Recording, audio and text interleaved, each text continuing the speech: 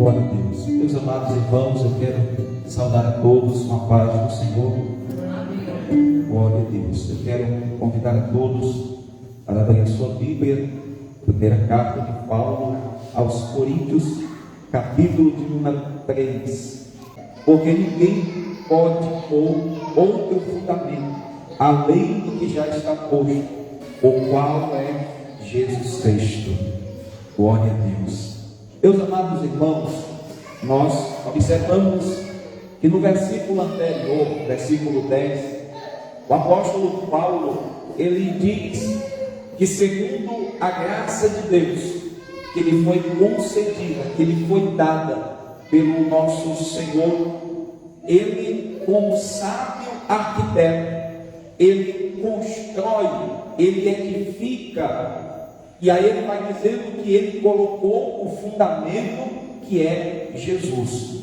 Enquanto os ouvintes, os irmãos ali de Corinto, estavam caminhando segundo a filosofia da sua época, onde eles estavam tendo para si, vamos dizer assim, os seus líderes, onde eles estavam cultuando ali Apolo, Paulo, Pedro, aonde aí Paulo vem dizendo que Deus lhe deu a graça para edificar aquela igreja. Paulo, ele foi, vamos dizer assim, o fundador ali no início da igreja, aonde ele ganha aqueles irmãos e ele ganha-os para Cristo, não segundo aquela filosofia, mas segundo o Evangelho de Cristo, a qual ele vem dizendo que a cruz de Cristo, ela é loucura para os que perecem, mas para os que são salvos é o poder de Deus.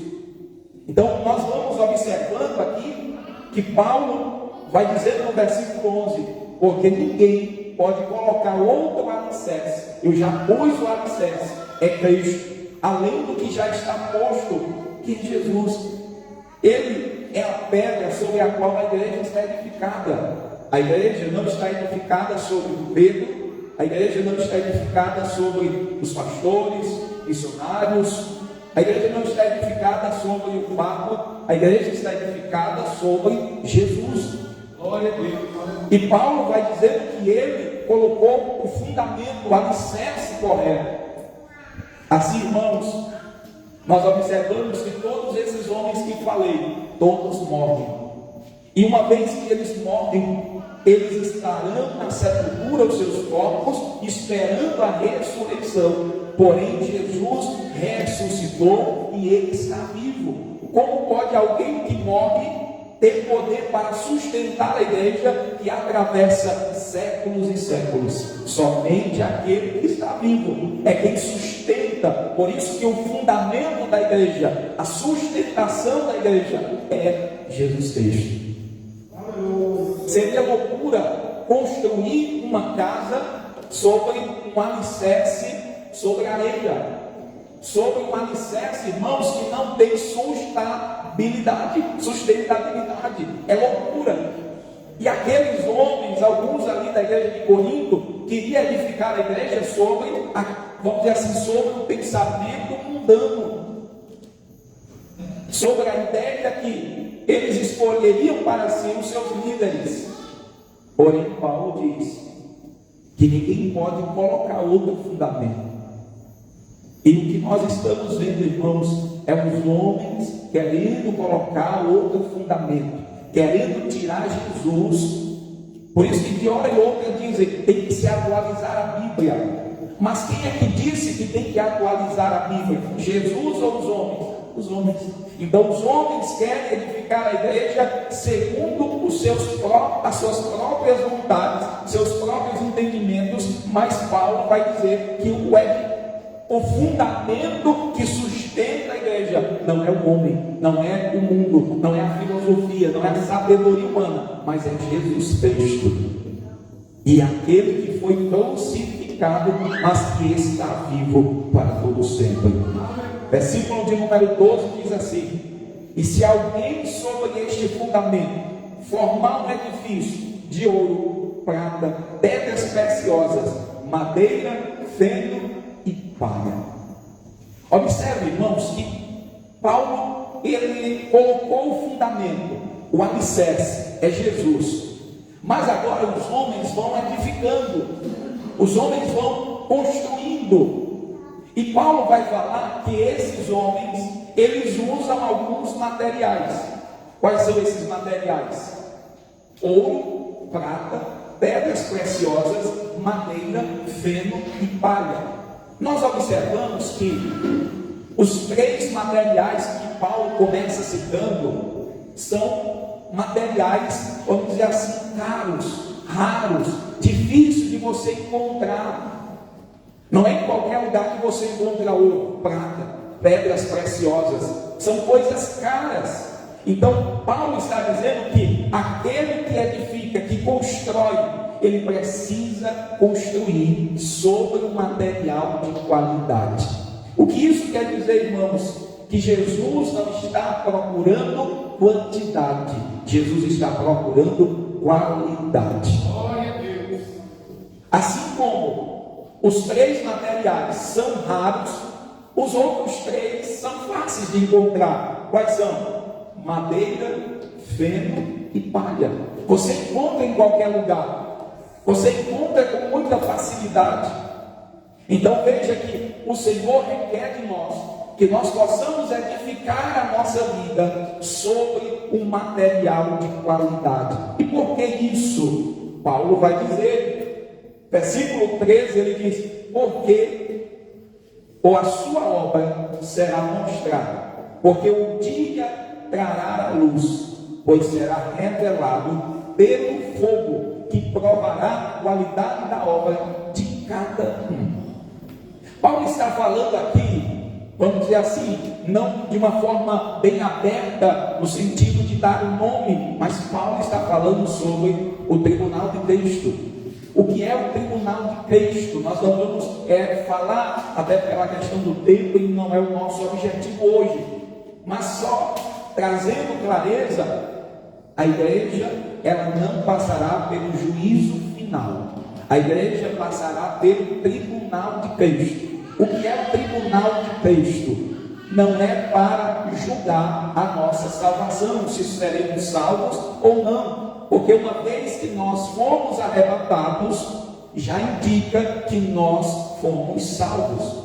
Porém, nós receberemos o galardão do que nós fizemos aqui. Mas como é que nós receberemos o galardão?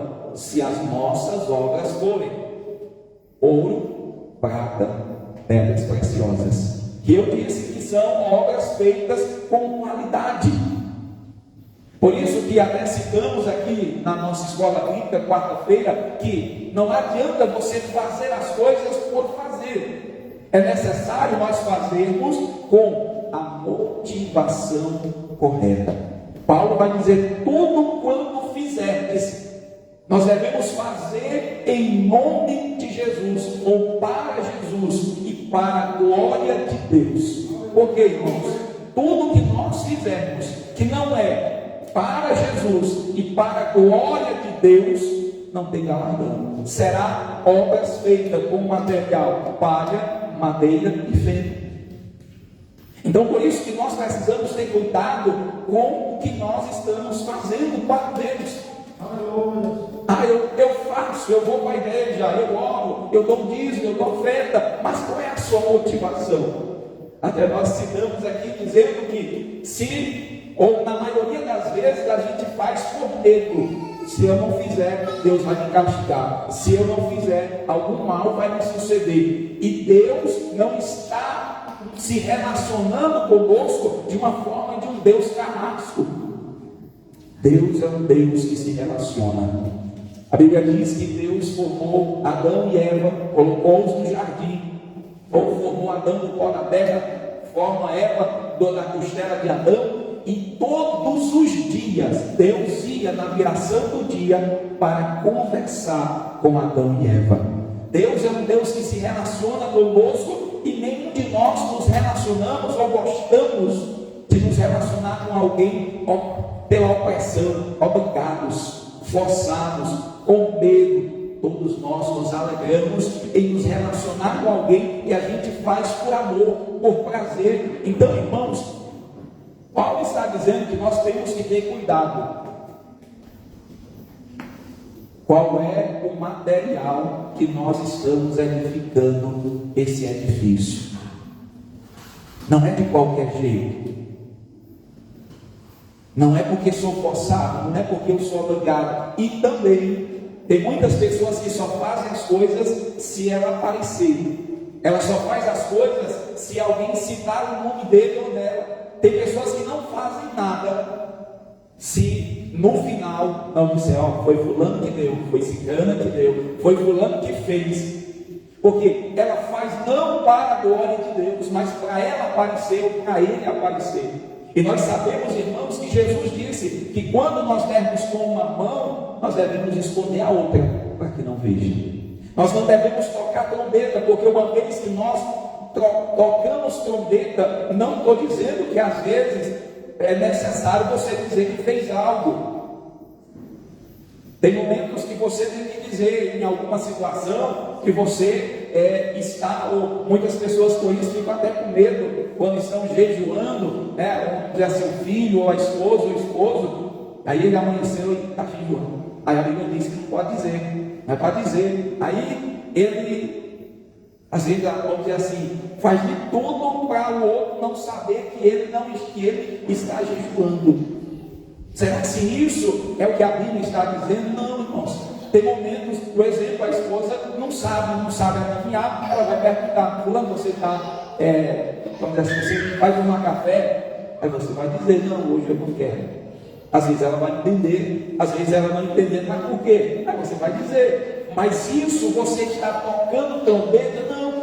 Tocar trombeta é quando você faz para aparecer, para se mostrar. E isso, ou esses que assim fazem, olha só o que a Bíblia diz, irmãos.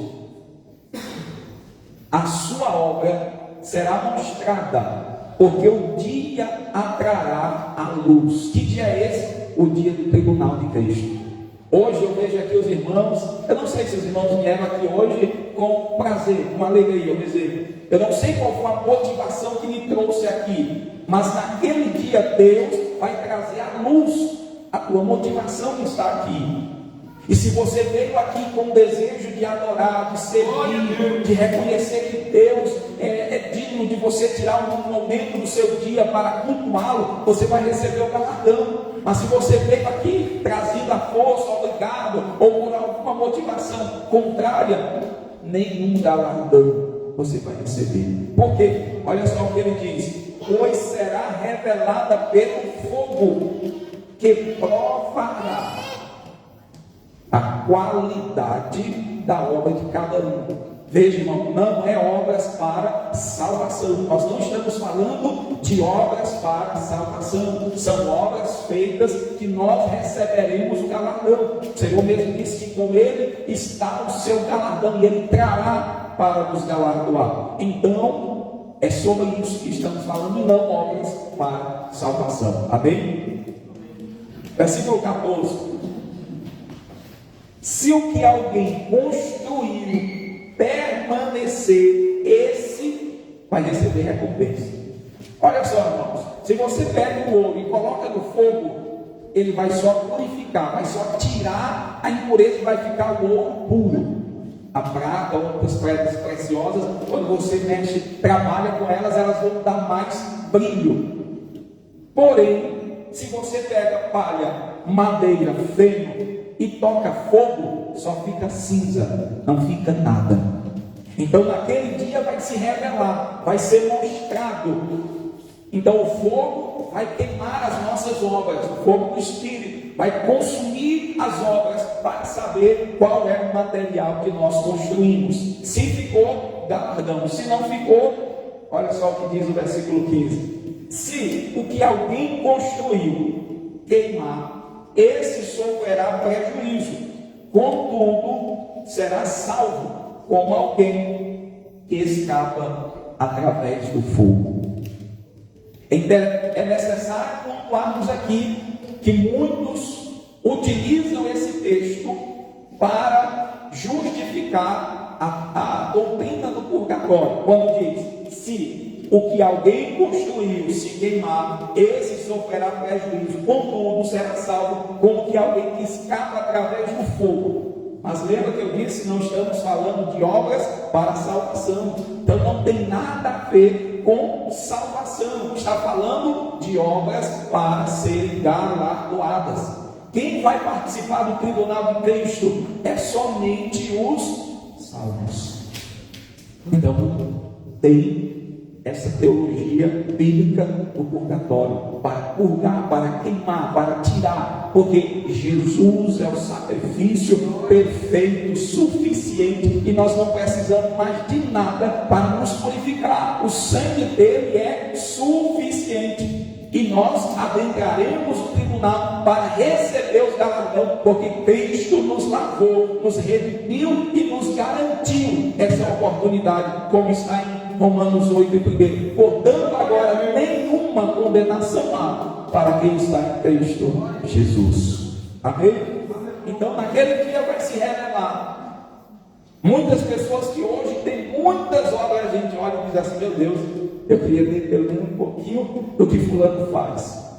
Mas às vezes se faz com o propósito de aparecer, com motivações erradas. Está fazendo certo, mas com a motivação errada. E eu digo, irmãos, Deus é justo.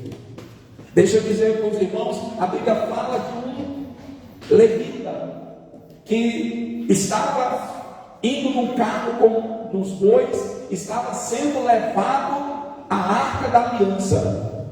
A motivação daquele homem foi boa, porque quando o carro bateu numa pedra, a arca ia cair. Ele disse: eu não posso deixar a arca da aliança cair. Ele pega na arca, e quando ele pega, a Bíblia diz que na hora ele é morto. Deus o matou. Mas ele não fez uma coisa boa, mas Deus disse que só quem poderia tocar era o sacerdote, o sumo sacerdote, ou melhor, os sacerdotes. Então, com isso nós observamos que não é porque a gente faz e tem, vamos dizer assim, a boa intenção, mas se não tem a motivação certa, Deus não nos dará o galardão. É por isso que a Bíblia nos mostra que servir a Deus é com entendimento, culto racional.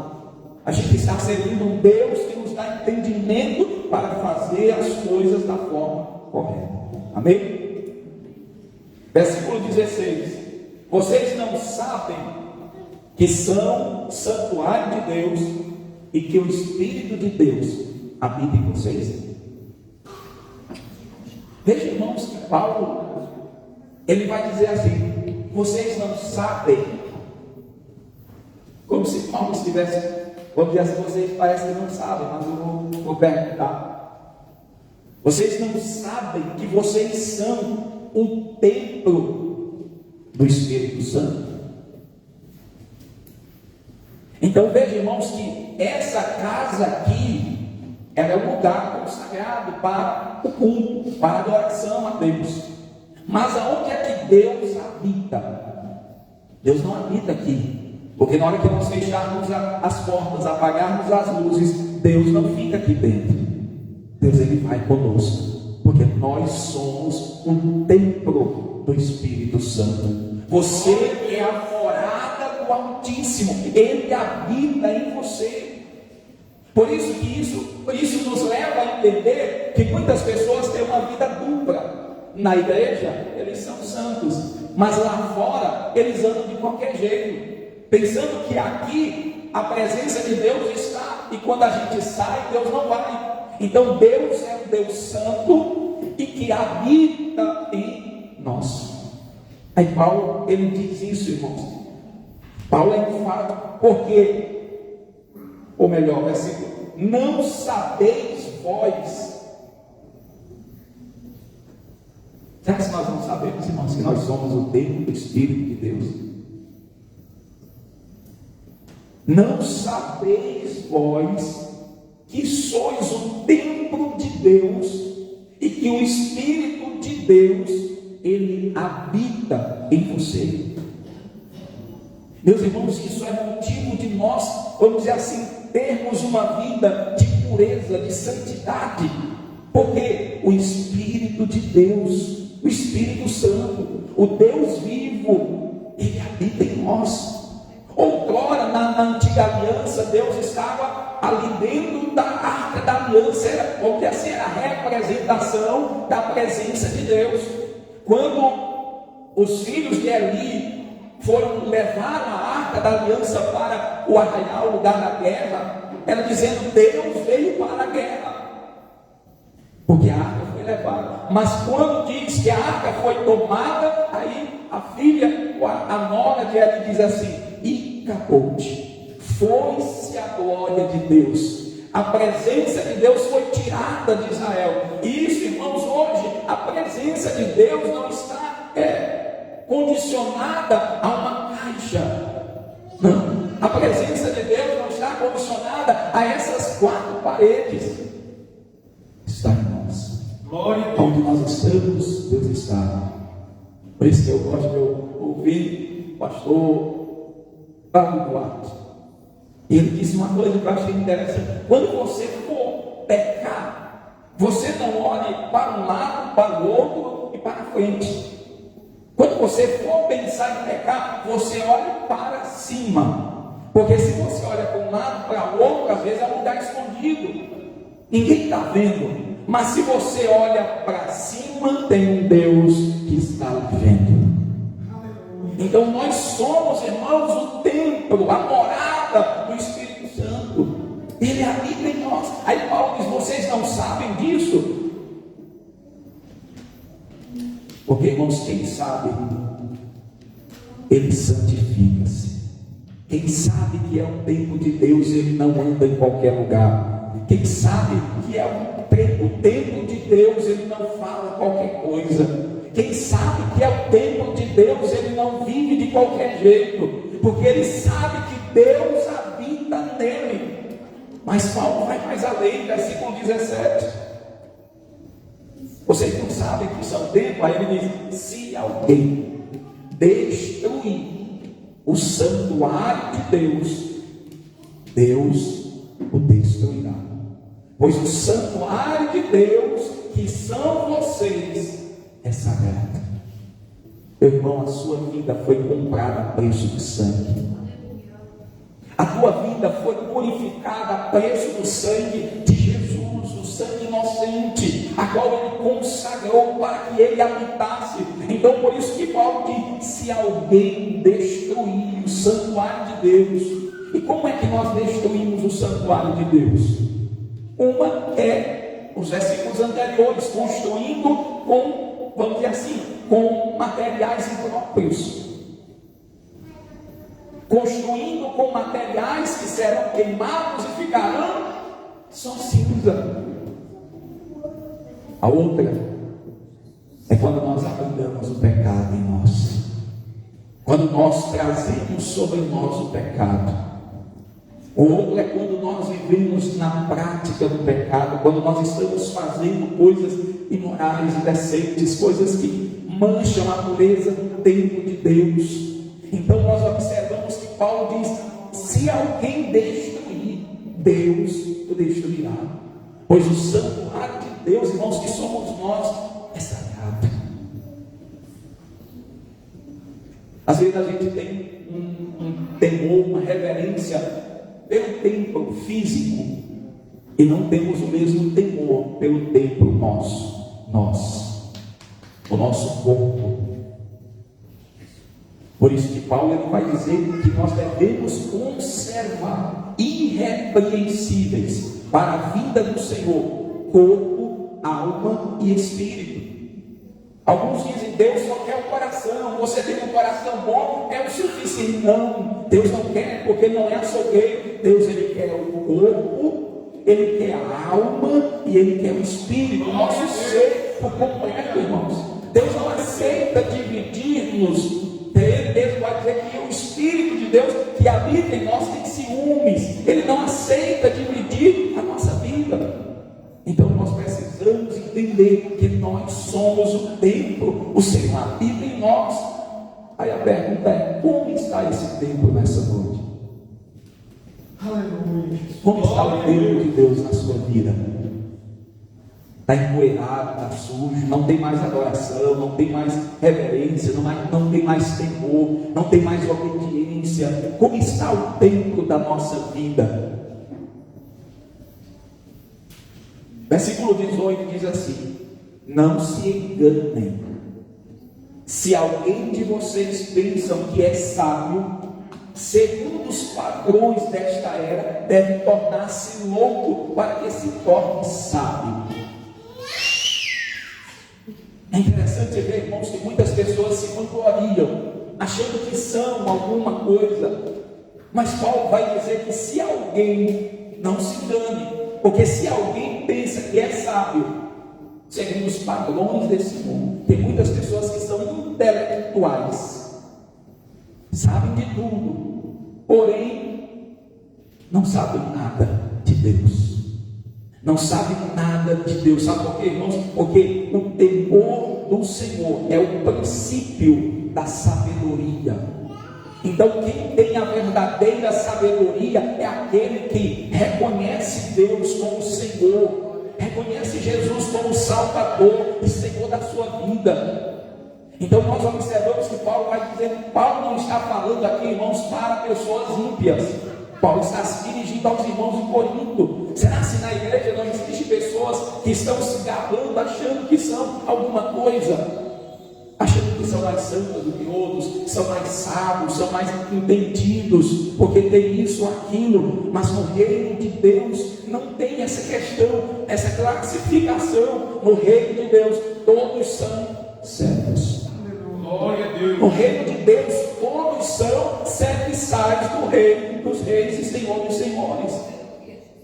Então nós observamos que se alguém quer ser sábio segundo esse mundo, porque vamos dizer assim, para ser sábio segundo o mundo, você tem que ser politicamente correto.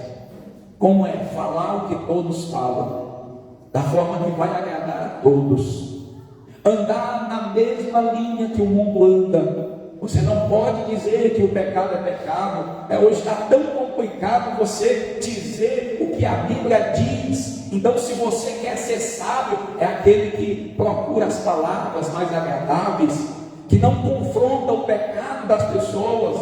Mas a Bíblia vai dizer, irmãos, que quem quer ser sábio se torne louco. E a loucura é ter a cruz de Cristo, é renúncia, é nós sacrificarmos, renunciarmos e seguir aquele que renunciou a sua glória, para que nós, pobres mortais, fôssemos enriquecidos com as glórias, com a sua glória, com as bênçãos espirituais.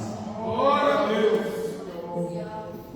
Versículo 19: porque a sabedoria desse mundo é loucura aos olhos de Deus, pois está escrito, ele apanha os sábios na sua astúcia. Quem se acha sábio nesse mundo, Deus os pega na sua astúcia, irmão.